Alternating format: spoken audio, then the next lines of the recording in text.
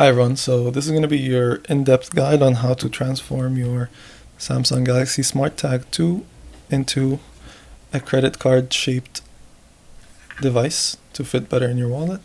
This is less than half the thickness at about 3.4 millimeters compared to 8 millimeters in the unmodified version. So the first part of this video is going to be for if you're going to be printing the enclosure yourself. If you have a 3D printer, I have the STL files for sale in the description below. You can get them there. If you do not have access to a 3D printer, or if you want to make your life a bit easier, you could always purchase the DIY kit, which comes pre-printed and it comes ready for you to do the modification. It comes with all the required parts and pieces as well. Or you could purchase the completed version, which includes a SmartTag2 and it's fully modified, ready to go. Also at my website in the description below. I also make a version for the AirTag, same exact idea. So in the description below, you're going to find the link to the full written guide with the slicer settings. This is the final product that comes out of the 3D printer if you do everything right. For me, I'm using a Bamboo Lab P1P with PETG as the main material and then PLA for the supports here, you could see. So it's extremely easy to take them out. If you don't have access to a multi-filament printer, you could always do it with the same material supports. It's just going to be a bit harder to remove. So for me to remove them, all I have to do is just poke them out like this, and then they come right out. This is the only part that needs to actually be supported, kind of the lips here. Everything else doesn't need any supports. So once you have it processed like this, all you need to do is to get three copper wires. They're about 2 inches each. It could be stainless steel. I recommend copper, but you could use any conductive material technically. So first thing you would do is you get one of the wires, thread them through the middle part only, and then thread them all the way to the end. You're gonna have to push them a bit, and then with something like this, without cutting it, making sure to just gently hold it, just push it all the way through, make sure it actually goes in the hole. And if you buy the DIY kit, it's gonna come with extra wires in case you mess it up. But this is what it should look like, kind of a 90-degree angle, and this is gonna be completely flat. So we'll set this aside, and now we'll start working on the actual SmartTag2. So first thing you should do is, you see there's a little seam here. All you need to do is somehow get this seam off. You could either use a pry tool like this, or what I like to do is get a pair of pliers slash flush cutters and just cut a little thing here, because you're not going to need the actual original casing anymore, so we can ruin it. But just make sure not to touch the components on the inside. So just remove it like this, and then you're gonna have 2 little screws here. You're gonna take your small screwdriver, unscrew those,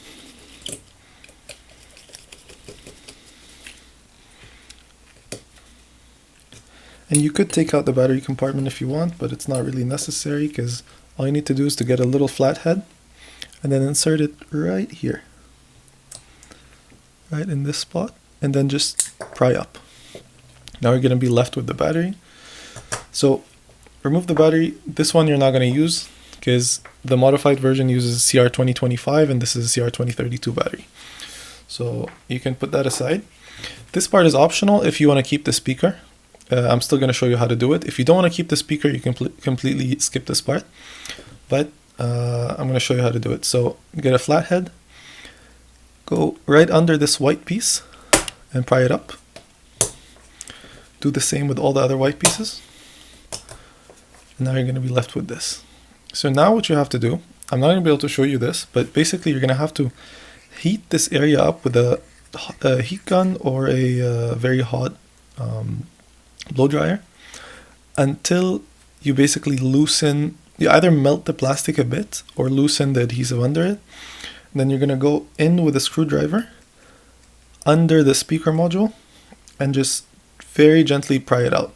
Don't break it, don't lift it up, just pry all the way around, and then I'll show you how to do it. So let me heat it up, and I'll show you how to pry under it. Okay, so now that it's nice and hot, you're gonna very carefully put your screwdriver right under and just go all the way around the circle, prying up very gently. And then you're gonna see that it came loose. Now you can just pull it away. This part you can throw away. And now you're gonna take off the black strip, because that's not needed. And then the final step of processing the speaker would be cutting off this excess tab, just like this. And now, this is very important. I'm going to zoom in here. So I'm not sure if you can see these two contacts, but basically what you want to do is cut them right in half, exactly in the middle with your flush cutter. This is why you need a flush cutter. So cut them right in the middle so that they're kind of half circles. And now I can set this aside. Now we can start working on the actual SmartTag board. So the first thing you do is wiggle this connector back and forth until it falls off. And now you see all of these little contact pins, you're gonna have to remove them. So what I like to do is you can either, and put your goggles on for this for sure, either just snap them off, or I like to just press and then rotate. So do the same for all of them.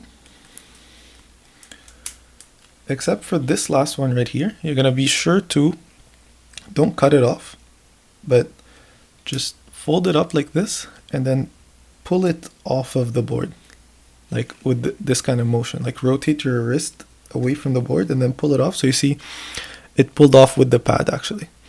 What this is going to allow you to do is, this notch is useless. So this notch we're going to have to cut off, but it's just going to make it easier to cut off the notch if there's no actual metal. So just get your flush cutters and cut off the notch completely flush with the device. Make sure it's nice and flat, so there's no more notch here. The top part is now complete. We go to the bottom. There's only two things to do. These two connectors right here. So just cut them off. Cut this one off too. And now your board is ready. So now all you have to do is get this shell that you prepared earlier, or if you bought the DIY kit, then it came already like this. You grab this white side up and then insert with this notch facing the copper wire. It's gonna kind of just sit in here, and then you're gonna want to slide this device, this board right under these two notches. You see these two notches are right here in place to secure it in place. So just slide it under. You see it's kind of held in place by these two notches, and then you can push in using a any flat tool or anything to help you kind of push it in. Just be sure not to actually break the board.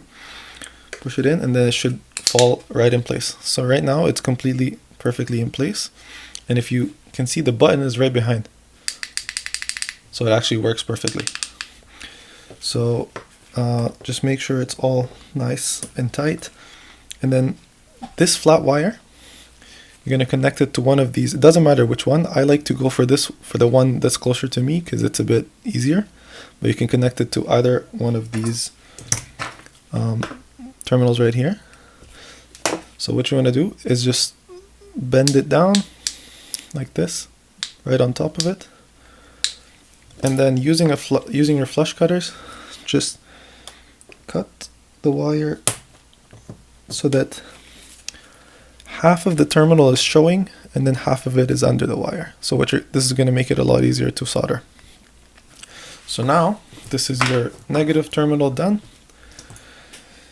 Now you have to get your two other wires, thread this one through here, and then you're going to see it goes all the way in the end, and just thread it all the way through.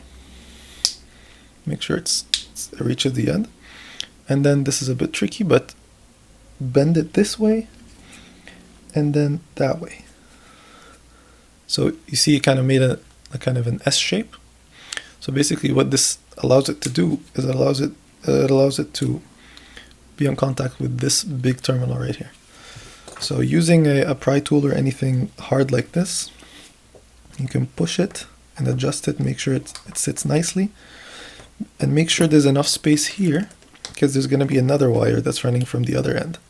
So the reason why we have two wires is just redundancy, because this is flatter, so it has less structural stability than the original, which means that if you sit on it or if something happens and it twists a bit, you don't want the wallet to lose connection, the tracker to lose connection. So if one of the terminals loses connection, the other one's going to be there to maintain that connection. So we're going to do the same thing we did with this one. Cut it so that part of the terminal is showing on top. And then for the other wire, do the same thing. Thread it through here,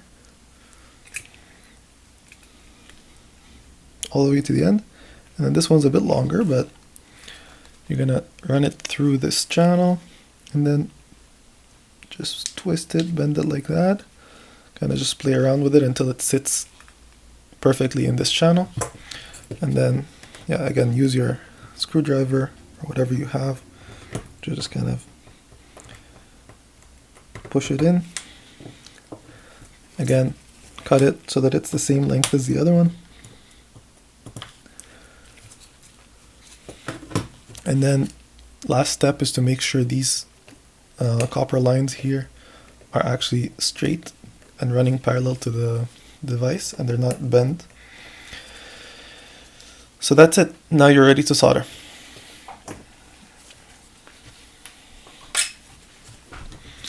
Now you're going to take your flux, set your soldering iron to 350 degrees Celsius or something around that, doesn't need to be exact. And then put some flux, put a decent amount of flux on here and then right here.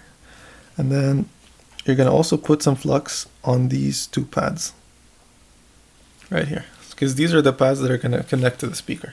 If you're going to keep the speaker, if you're not going to keep the speaker, then you can skip this part. Make sure to have your fume extractor on. I'm going to put on my respirator mask, so my voice is going to be a bit muffled. Okay, I hope you can still hear me. I'm going to probably put some subtitles here because my voice is a bit muffled, but basically just get your soldering iron pretty hot and then get some solder on the tip. I'm going to try to focus this on the actual device.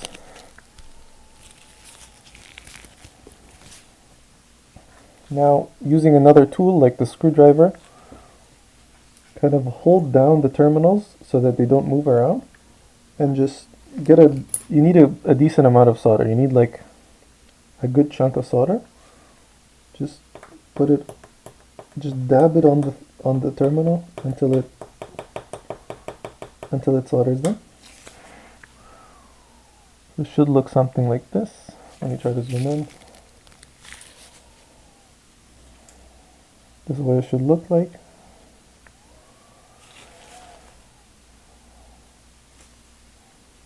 Again, the same thing with this one.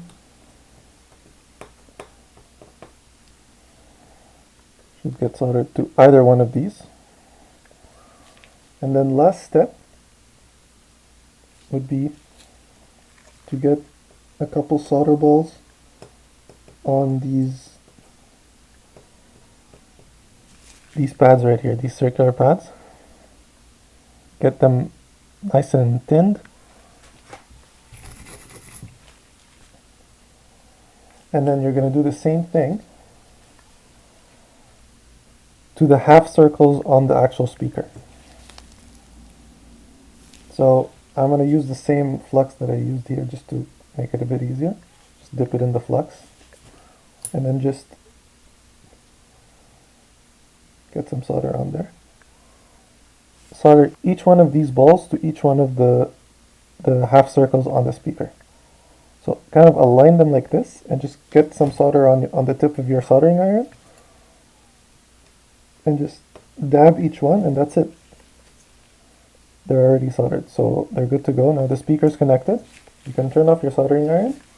and the respirator mask is off, so I can actually talk properly. So now, this is just your speaker dangling. What we could do now is grab a CR2025 battery. And again, if you're printing this yourself, make sure you have an actual CR2025 battery. Don't use a CR2032 because the thickness would damage it. If you bought the DIY kit, then it already comes with 2 batteries, so you don't have to worry about getting one.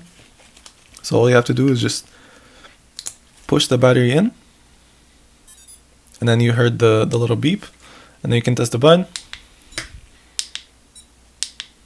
So it works perfectly. You can use the provided tool. You also get the STL for this if you want to print it yourself, to just push the battery all the way in, and works very nicely. So now that we tested it, you just have to clean it up.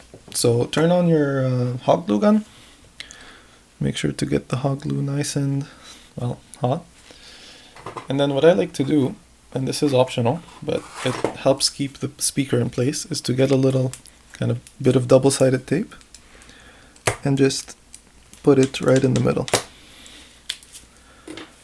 And then what this is going to do is, what you have to do now, because you see the speaker is kind of extending out of the shell, so you have to kind of do kind of an accordion shape, or kind of a Z shape. So bend this just like this and push it down. So yeah, so bend it down. Make sure to tuck the wire underneath, so you don't want to cut it while you're cutting the top off, and it should all be flush. So now that it's all nice and flush, you can get your hot glue, and don't glue all the way around, just glue just enough so that the device is nice and protected, but you want to leave a little bit of a kind of a circular hole on top of the speaker. It doesn't need to be perfect, just enough so that the sound can actually penetrate through, kind of like this. See what I did there? So that's what it looks like. I did put extra. Obviously it's better to put extra, and then you can cut it off at the end. So we'll wait for this to cool down a bit. Not all the way, but just a little bit. So now once it cooled down, with your hot knife, so you can heat this on either a stovetop or a heat gun, something like this. Make sure it's as hot as you can though, and then just cut through. Make sure it's perfectly aligned with the top of the shell, and just cut through the hot glue. So basically you want to achieve a flat surface, just like this. Be careful not to cut the ribbon cable for the speaker while you're doing this. Don't cut too deep, but just clean it off like this. And it should look something like this. It's going to be completely flat. And now you're basically done. The last step is, so if you bought the DIY version, it's going to come with this sticker, which is made specifically for this. And just peel it right off like this.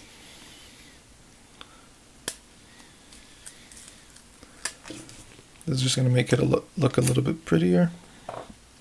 Just align it, kind of like that. Now you can tape it on top. That's it. So now,